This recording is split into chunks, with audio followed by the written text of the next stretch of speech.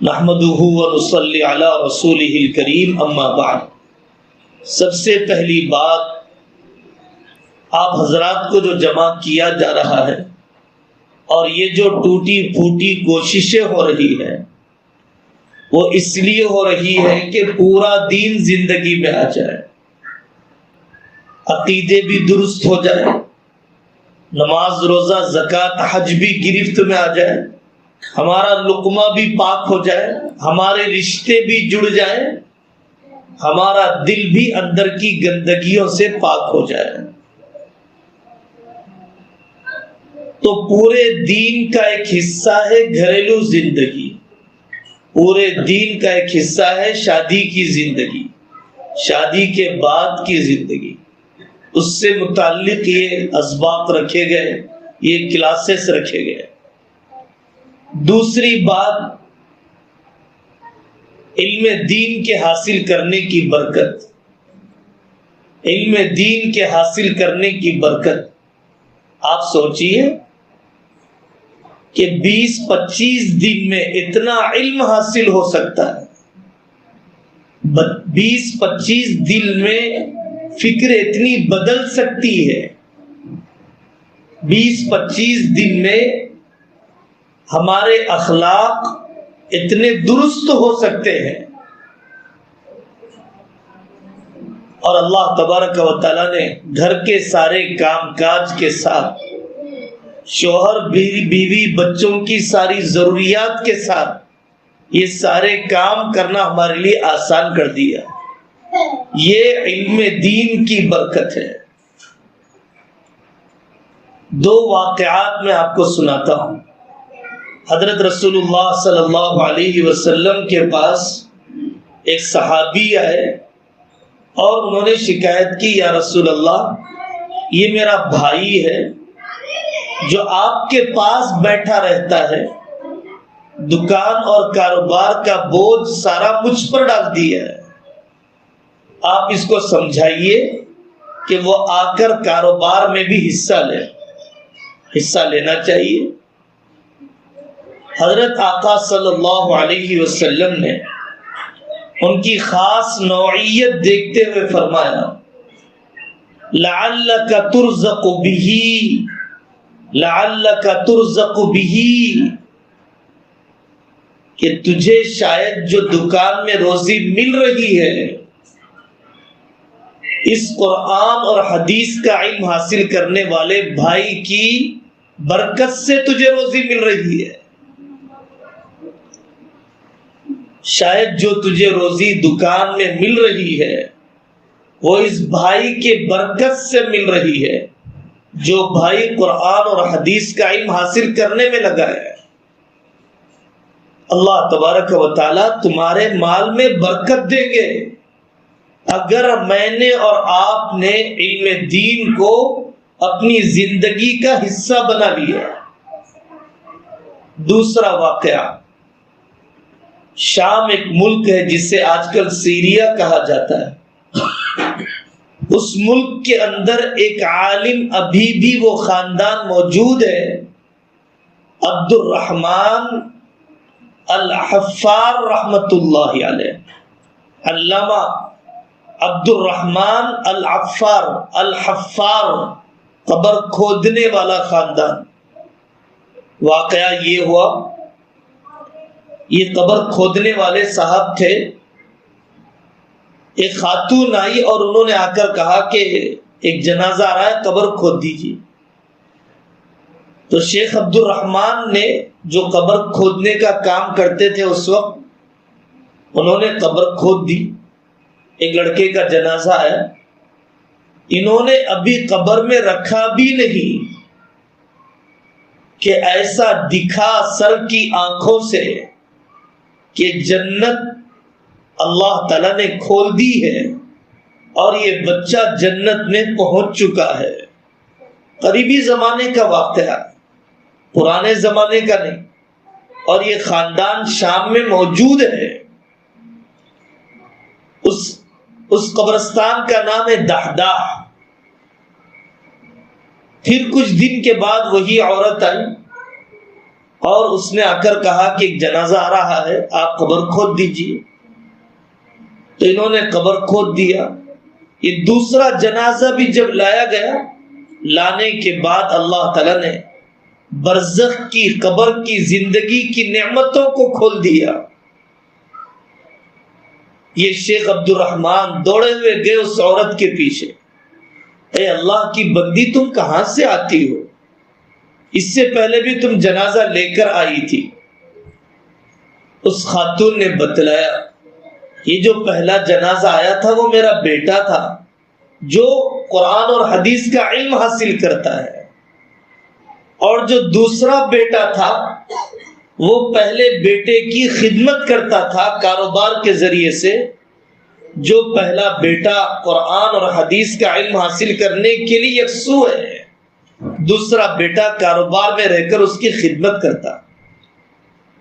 تو اس قبر کھودنے والے نے بتلایا کہ اسی لیے تو میں نے دیکھا کہ دونوں بیٹوں کے ساتھ اللہ تبارک و تعالی نے زبردست اعزاز اور اکرام کا معاملہ کیا۔ وہ قبر کھودنے والا شخص شیخ عبد الرحمان الحفار رحمت اللہ علیہ دوڑے ہوئے آئے دمشق کی مسجد جامع توبہ میں، اور آ کر وہاں کے عالم سے کہا کہ حضرت میں علم حاصل کرنا چاہتا ہوں۔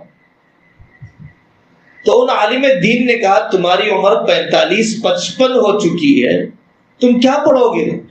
اس نے کہا نہیں میں نے یہ منظر دیکھا ہے، مجھے بھی برزخ کا وہ انعام چاہیے، مجھے آپ پڑھنے کا موقع دیجیے۔ انہوں نے پڑھانا شروع کیا۔ وہ پورا خاندان علمی اعتبار سے پورے ملک شام میں زبردست مقام رکھتا ہے آج اس ایک قبر کھودنے والے شخص کے ذریعے سے۔ آپ علم دین کا سفر آگے جاری رکھیے، آپ پیچھے مت ہٹیے۔ تیسری بات، تھوڑے سے مجاہدے، تھوڑی سی قربانیاں، تھوڑے سے راحتوں کو تج کر دینا، اس کی ضرورت تو پیش آتی ہے۔ ایک بہت بڑے عالم گزرے ہیں، محدث گزرے ہیں، شیخ عبد الفتاح ابو غدہ رحمت اللہ علیہ، بڑے محدث ہیں۔ انہوں نے ایک کتاب لکھی، العلماء العزاب الذین آثروا العلم علی الزواج۔ وہ علماء کہ جنہوں نے نکاح نہیں کیا، علم دین میں اتنے مصروف ہو گئے کہ انہوں نے اپنی پوری حفاظت کے ساتھ، اپنی پوری پاک دامنی کے ساتھ، اپنے بارے میں پورا اطمینان حاصل کرتے ہوئے پوری زندگی علم کے حاصل کرنے میں لگائی۔ ان کے جیسی قربانی تو ہمیں نہیں دینا ہے، لیکن تھوڑا سا فون کے غلط استعمال سے بچائیے، تھوڑا سا فضول بکواس سے اپنے آپ کو بچائیے، تھوڑا سا اپنی زندگی کو آرگنائز اور منظم کیجیے۔ اللہ سے توفیق مانگیے، اللہ سے وقت میں برکت مانگیے، اللہ سے اپنے حافظے میں، میموری میں برکت مانگیے۔ ایک بڑے عالم گزرے ہیں، شیخ سلیمان الجمل رحمت اللہ علیہ، تفسیر جلالین ایک کتاب پڑھائی جاتی ہے، اس کا حاشیہ انہوں نے لکھا ہے، مصر کے رہنے والے تھے۔ ان کے بارے میں شیخ عبد الفتاح ابو غدہ رحمت اللہ نے نقل فرمایا کہ لکھنا نہیں جاننے والی شخصیت تھی، لکھنا نہیں جانتے تھے۔ اتنے بڑے عالم کیسے بنے؟ اتنے بڑے مصنف اور آتھر کیسے بنے؟ اتنے بڑے مفسر کیسے بنے؟ وہ پڑھنے والے بچوں کو بلاتے، مختلف تفسیریں پڑھواتے، مختلف فن کی کتابیں پڑھواتے، اور پھر اس کے بعد اللہ تعالیٰ نے ذہین اتنا بنایا تھا کہ وہ املا کرواتے، لکھواتے، پھر وہ تو بڑی بڑی کتابیں اللہ تعالیٰ نے ان کے ذریعے سے تیار فرمائی ہے۔ لکھنے کی صلاحیت کے بغیر اتنا بڑا کام ہو گیا۔ محمد بن جریر طبری رحمۃ اللہ علیہ بڑے مورخ ہیں، ان کے شاگرد سے انہوں نے کہا تفسیر پڑھو گے؟ 30,000 صفحات پہ لکھ رہا ہوں۔ شاگرد نے کہا حضرت لوگ مر جائیں گے پڑھتے پڑھتے، ناقدر ہے زمانے کے لوگ۔ ٹھیک ہے، 30,000 صفحات کی تفسیر 3,000 میں لکھ دوں گا۔ حضرت آدم سے لے کر موجودہ زمانے تک کی تاریخ لکھی انہوں نے۔ محمد بن جریر طبری رحمت اللہ علیہ، اسی 50-60 سال کی عمر میں ان سے کام ہوا، کھانے پینے کی ضروریات کے ساتھ ہوا۔ ابو اسحاق شیرازی رحمت اللہ علیہ فرماتے ہیں کہ لوبیا کھانے کی خواہش تھی، زندگی گزر گئی، خواہش پوری نہیں ہوئی۔ آستین میں روٹیاں رکھ لیتے تھے، بڑی بڑی آستینیں ہوتی تھی۔ آج بھی بعض افریقی ملکوں میں آستین بہت بڑی رہتی ہے، اس میں روٹیاں رکھ لیتے تھے تاکہ کھانے پکانے میں وقت نہ جائے۔ ستو پھانکتے تھے چبانے میں تاکہ وقت نہ جائے۔ مفتی سعید صاحب پالنپوری رحمت اللہ علیہ اپنی بیوی کو گھر میں حافظ بنایا، اپنی بہووں کو اپنے ہاتھوں پر حافظ بنایا۔ وہ یہ کہتے تھے کہ صبح کا سالن رات میں پکا لو، صبح کی روٹیاں رات میں پکا لو، فجر کے بعد میں سبق سنوں گا۔ پوتروں کا قرآن کا حفظ بہوؤں نے کروا دیا۔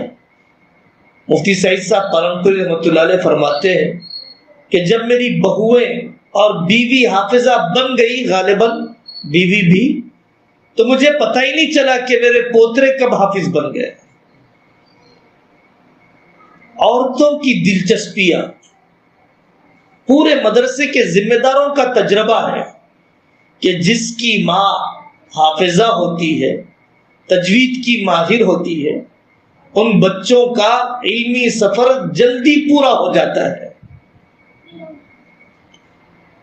تھوڑا سا اپنے سونے جاگنے کے نظام کو بدلنا پڑے گا، اپنے آنسوؤں کو چولہے چکی پر، برتنوں ہانڈیوں پر، ساس بہو کے جھگڑے پر اپنے آنسوؤں کو ضائع کرنے کے بجائے ان آنسوؤں کو اونچی تمناؤں اور اونچی دعاؤں پر لگانا پڑے گا۔ ابن خشاب عبداللہ احمد رحمت اللہ علیہ، کپڑوں کا بھی ہوش نہیں رہتا، حمامہ اتنا میلا ہو جاتا کہ کبوتر شملے پر آ کر بیٹھتے، گندگی کر دیتے، پگڑی ایسی ہی باندھ لی جاتی۔ اس زمانے میں ایک بڑے عالم ہیں، اللہ تعالیٰ نے 50 جلدوں میں 50 والیومز میں حدیث کی خدمت لی ہے، مولانا لطیف الرحمان بہرائچی دامت برکاتہم نقشبندی مکی۔ کپڑا پھٹا ہوا ہے، اس کا خیال بھی نہیں، عمامے کے درست کرنے کی فکر بھی نہیں، اور تصنیفی کام چل رہا ہے، حدیث کے جمع کرنے کا کام چل رہا ہے۔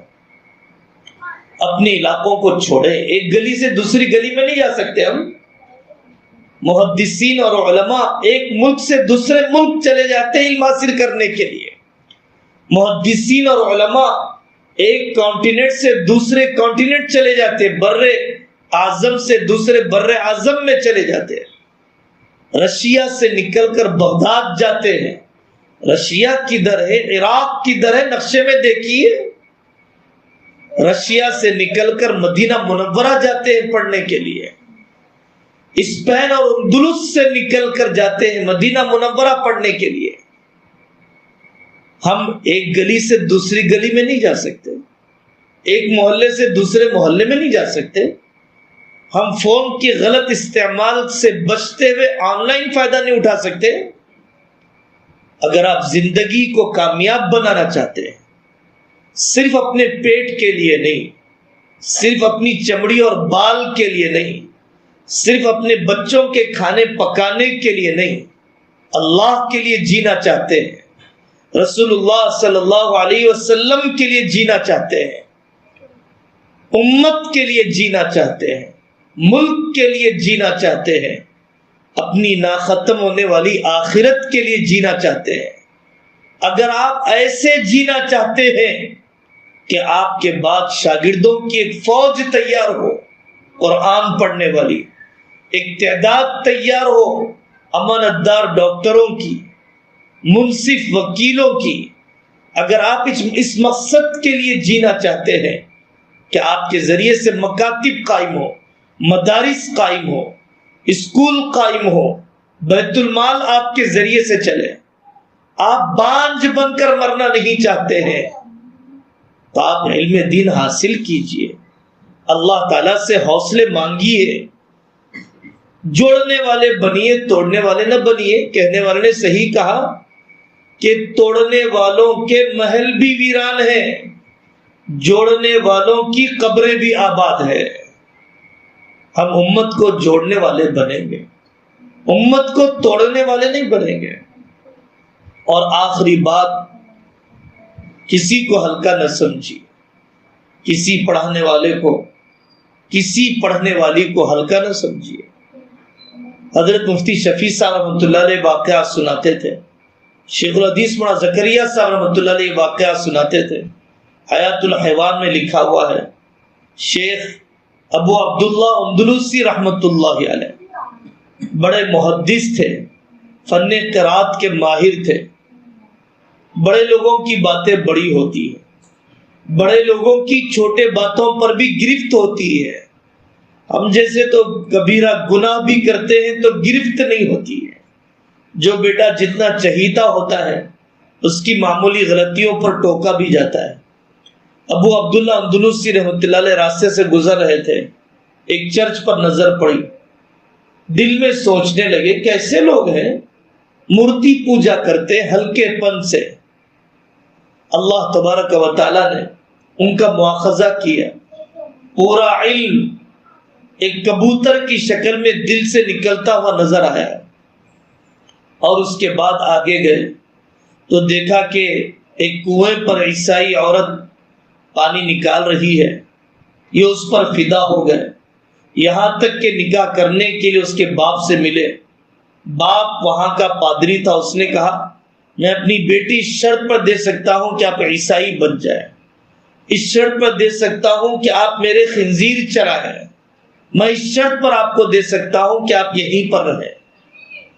سوچیے آپ، اللہ کے یہاں کتنی دیر لگتی ہے فقیر کو امیر، امیر کو فقیر بنانے کے لیے۔ اللہ کے یہاں منبر و محراب سے اتار کر گندے اڈوں پر پہنچانے میں، اور گندے اڈوں سے نکال کر منبر و محراب تک پہنچانے میں کتنی دیر لگتی ہے۔ ابو عبداللہ اندلسی رحمۃ اللہ علیہ راضی ہو گئے، اس لڑکی سے نکاح کیا۔ جس عصا کو پکڑ کر وہ اپنے شہر کی جامع مسجد میں خطبہ دیا کرتے، اس عصا اور اس لکڑی سے خنزیر چرانے لگے۔ ان کے عمامے پر خنزیر کا پاخانہ گرتا۔ ان کے مریدوں میں حضرت جنید بغدادی ہیں، ان کے شاگردوں میں حضرت شبلی ہے۔ حضرت یہ کیا ہو گیا؟ بیٹے دعا کرو۔ وہ اپنے ملک میں گئے، اپنے شیخ کے لیے دعا کرنے لگے۔ یہ بھی بڑی بات ہے کہ اگر ہم پھسل گئے، ہمارے لیے دعا کرنے والا کوئی شبلی نہیں ہے، ہمارے لیے دعا کرنے والے کوئی جنید بغدادی نہیں ہے۔ دعائیں ہوتی رہی، شاگرد ملنے کے لیے حضرت قرآن یاد ہے کچھ؟ سوائے ایک آیت کے کچھ یاد نہیں ہے۔ اتنی ہزار حدیثیں آپ کو یاد تھی، کیا کوئی حدیث یاد ہے؟ ہاں صرف ایک حدیث یاد ہے، من بدل دینہ فاقتلوہ۔ اللہ کا کرنا، ان کے اعمال، شاگردوں کی دعائیں، اللہ کا کرم متوجہ ہوا، انہوں نے اس گناہ سے توبہ کی، اپنے ملک واپس آئے، نہا دھو کر عبادت میں بیٹھ گئے۔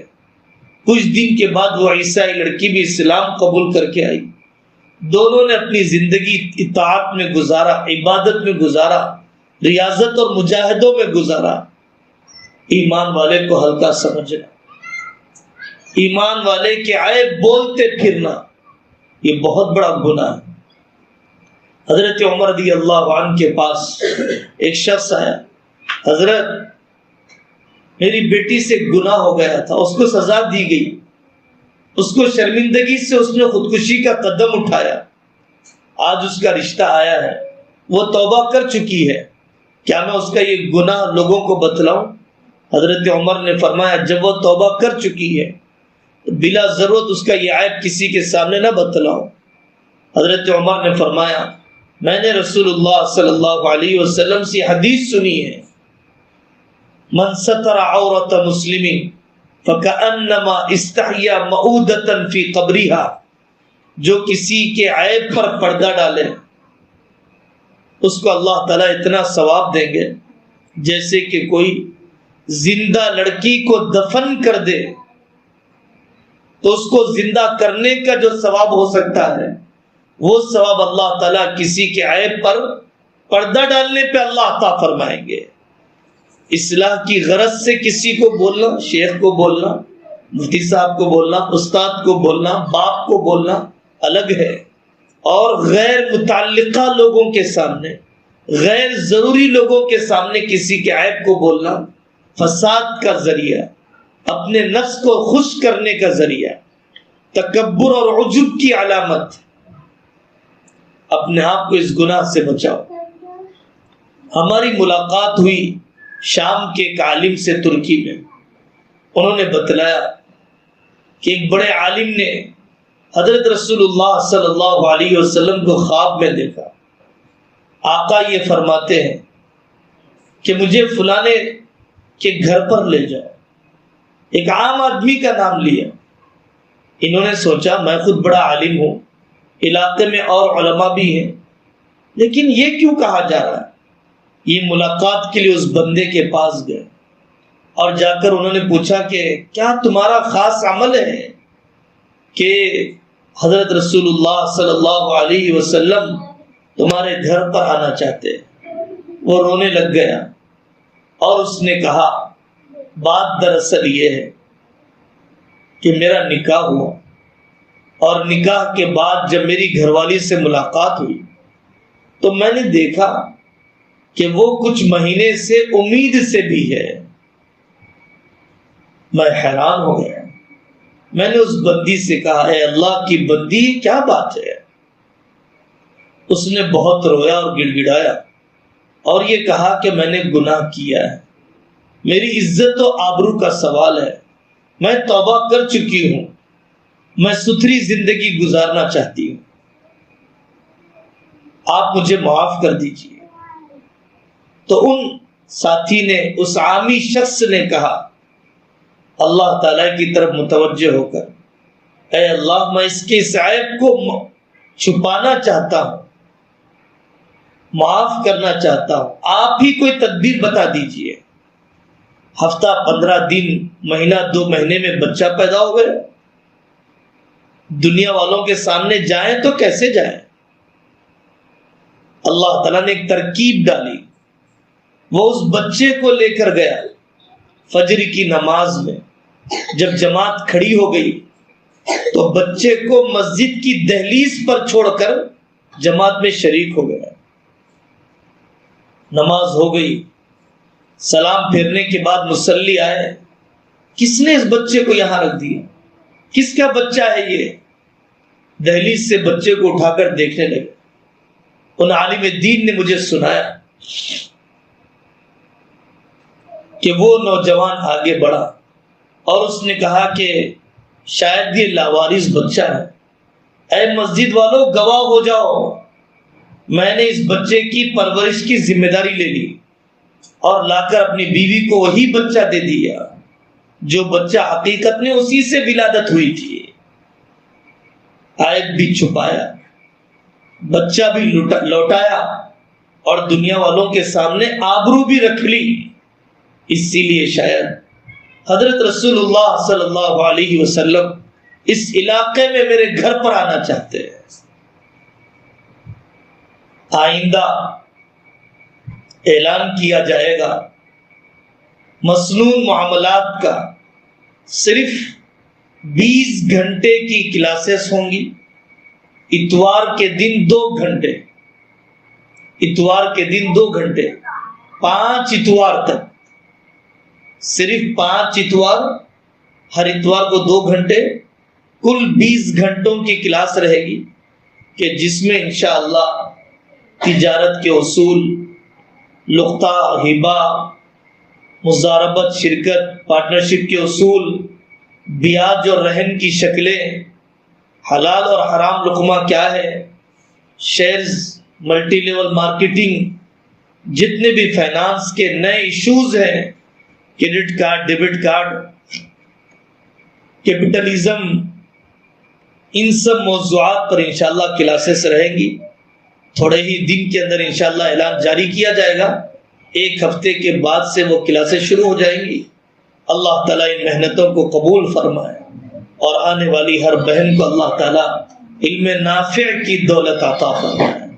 دعا کر لیتے ہیں، پھر اس کے بعد انشاءاللہ ششماہی امتحان ہوا ہے، ہاف ایئرلی ایگزام ہوا ہے، اس کا رزلٹ سنایا جائے گا، اور سبھی کے لیے جنہوں نے حصہ لیا تھا سرٹیفکیٹ دے دی جائے گی۔ اللہ تعالیٰ عمل کا بھی اہتمام ہمیں عطا فرمائے۔ جی لگا کر دعا کیجیے۔ الحمدللہ رب العالمین، اللہم لک الحمد کما ینبغی لجلال وجہک وعظیم سلطانک، اللہم لا نحصی ثناء علیک انت کما اثنیت علی نفسک، اللہم لک الحمد علی نعمت القرآن، ولک الحمد علی نعمت الایمان، ولک الحمد علی نعمت القرآن، ولک الحمد حتی ترضى، ولک الحمد بعد الرضا، لک الحمد لا يريد قائله الا رضا۔ اللہم صل علی محمد وعلى آل محمد افضل صلواتک وعدد معلوماتک وبارک وسلم۔ اے اللہ معاف فرما دیجئے، معاف فرما دیجئے۔ زندگیاں ضائع ہو گئی، عمریں برباد ہو گئی، زبان غیر کے تذکرے میں ضائع ہو گئی، یہ کان ترس گئے آپ کا کلام سننے کے لیے، یہ دل کی تمنا مردہ ہو گئی۔ کتنا وقت تنہائی کے گناہوں میں ضائع کیا، چبوتروں پر لگایا، حرام دعوتوں میں لٹایا۔ اے اللہ ہم توبہ کرتے ہیں، ہم توبہ کرتے ہیں، آپ کی غفاری کا واسطہ، آپ کی ستاری کا واسطہ، آپ کی محبت کا واسطہ، آپ کے حنان ہونے کا واسطہ۔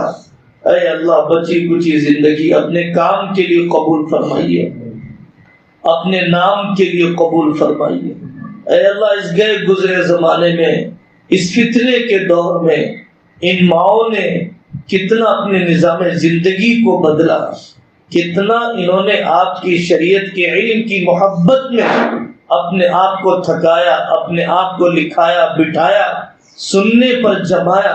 اے اللہ ان سب کو بہترین جزا عطا فرما، آنے والی ساری ماؤں بیٹیوں کو بہترین انعام عطا فرما۔